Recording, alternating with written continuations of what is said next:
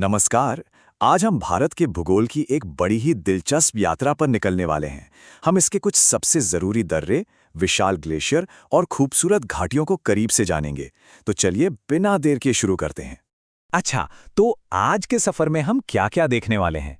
सबसे पहले हम भारत की प्रायद्वीपीय नींव को समझेंगे, फिर पहाड़ों के बीच के रास्तों यानी दर्रों को देखेंगे, उसके बाद भारत के बड़े-बड़े ग्लेशियर और आखिर में कुछ जानी-मानी घाटियों की सैर करेंगे।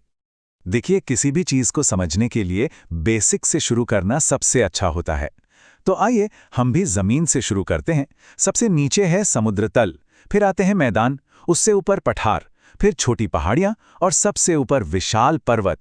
ये एक तरह से जमीन का हायरार्की है। और यहीं पर हमारा पहला जरूरी कॉन्सेप्ट आता है, प्रायद्वीप। ये वो जमीन होती है जो तीन तरफ से तो पानी से घिरी हो, लेकिन एक तरफ से जमीन से जुड़ी हो। और क्या आपको पता है, दुनिया का सबसे बड़ा प्रायद्वीप अरब प्रायद्वीप है। तो अब जब हम भारत के बड़े भूभाग को समझ गए हैं, तो सवाल ये उठता है कि इन ऊंचे ऊंचे पहाड़ों को पार कैसे किया जाता है। यहीं पर काम आते हैं दर्रे, जो पहाड़ों के बीच बने कुदरती रास्ते होते हैं। चलिए भारत के कुछ प्रमुख दर्रों को जानते हैं। हम अपनी पड़ताल शुरू करते हैं असम के लेखापानी दर्रे से। फिर आते हैं राजस्थान, जहां पीपली घाट और गोरान घाट दर्रे हैं। और महाराष्ट्र में तो दो बहुत ही जरूरी दर्रे हैं, थालघाट दर्रा जो मुंबई को नासिक से जोड़ता है, और भोरघाट दर्रा जो मुंबई और पुणे के बीच एक अहम लिंक है। सोचिए, ये रास्ते व्यापार और सफर के लिए कितने जरूरी होंगे। अब चलिए दक्षिण की ओर चलते हैं, केरल में।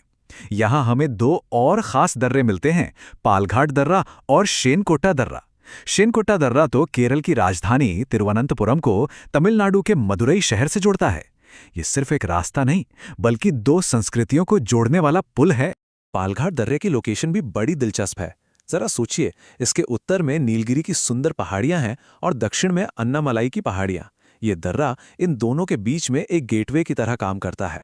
तो पहाड़ों के बीच के रास्तों से निकलकर अब हम उन जगहों पर चलते हैं जहां से हमारी कई नदियां जन्म लेती हैं। जी हां, हम बात कर रहे हैं भारत के विशाल ग्लेशियरों की, जो बर्फ की चलती फिरती नदियां हैं। अच्छा, इससे पहले कि हम आगे बढ़ें, ये समझ लेते हैं कि ग्लेशियर होता क्या है। सीधे शब्दों में कहें तो ये बर्फ का एक बहुत बड़ा ढेर होता है, जो किसी घाटी में ग्रेविटी की वजह से बहुत धीरे धीरे नीचे की तरफ खिसकता रहता है। भारत के सबसे शानदार ग्लेशियर्स हमें काराकोरम रेंज में मिलते हैं। ये रही लिस्ट: ससाइमी, सियाचिन, हिस्पर, ब्याफो, बेल्टोरो। ये सब कुछ बड़े नाम हैं। इनमें सियाचिन तो दुनिया का सबसे ऊंचाई पर मौजूद युद्ध क्षेत्र भी है।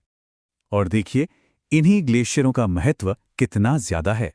जैसे कि विशाल सियाचिन ग्लेशियर, इसी से नुब्रा नदी निकलती है, जो उस ठंडे रेगिस्तान में जिंदगी का दूसरा नाम है। पानी का सोर्स यही ग्लेशियर है। अब आते हैं उत्तराखंड पर। यहाँ तो ग्लेशियरों का हमारी संस्कृति और आस्था से गहरा नाता है। सतोपंथ ग्लेशियर से अलकनंदा नदी निकलती है, गंगोत्री से भागीरथी, यमुनोत्री से यमुना और केदारनाथ ग्लेशियर से मंदाकिनी नदी। ये नदियां करोड़ों लोगों के लिए जीवनदायिनी हैं। लेकिन उत्तराखंड में ग्लेशियरों की कहानी यहीं खत्म नहीं होती। इन बड़े ग्लेशियरों के अलावा यहाँ पिंडारी, रालम, नामिक, कफनी और मिलाम जैसे कई और महत्वपूर्ण ग्लेशियर भी हैं, जो इस पूरे इलाके के इकोसिस्टम के लिए बहुत जरूरी हैं। चलिए अब जरा हिमाचल प्रदेश का रुख करते हैं। यहाँ भादल और नीलकंठ ग्लेशियर हैं, लेकिन सबसे खास है बड़ा सिगरी ग्लेशियर। ये हिमाचल प्रदेश का सबसे बड़ा ग्लेशियर है। और अपनी ग्लेशियर की यात्रा को पूरा करते हुए देख लेते हैं कि जम्मू कश्मीर में रूपल ग्लेशियर, सिक्किम में लौनक ग्लेशियर और अरुणाचल प्रदेश में बिछोम ग्लेशियर। ये दिखाता है कि भारत का बर्फीला खजाना कितना फैला हुआ है। तो हमने पहाड़ों के बीच के रास्ते देखिए और पहाड़ों के ऊपर जमे बर्फ के दरिया भी देख लिए। अब कहाँ चलें? अब हम नीचे उतरते हैं भारत की उन हरी भरी और खूबसूरत घाटियों में जहां जिंदगी बसती है। अच्छा, एक घाटी होती क्या है? ये सिर्फ दो पहाड़ों के बीच की जगह नहीं है। इसका एक खास यू शेप होता है, जिसे अक्सर गुजरते हुए ग्लेशियर ही बनाते हैं। ये जगहें प्रकृति और संस्कृति का संगम होती हैं।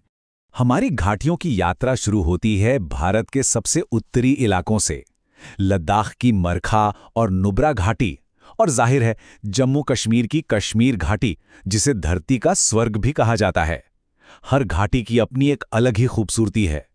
हिमाचल प्रदेश तो घाटियों का घर ही माना जाता है। यहाँ की 5 सबसे मशहूर घाटियां हैं चंबा, कांगड़ा, स्पीति, पांगी और कुल्लू। हर एक का अपना अलग ही रंग है।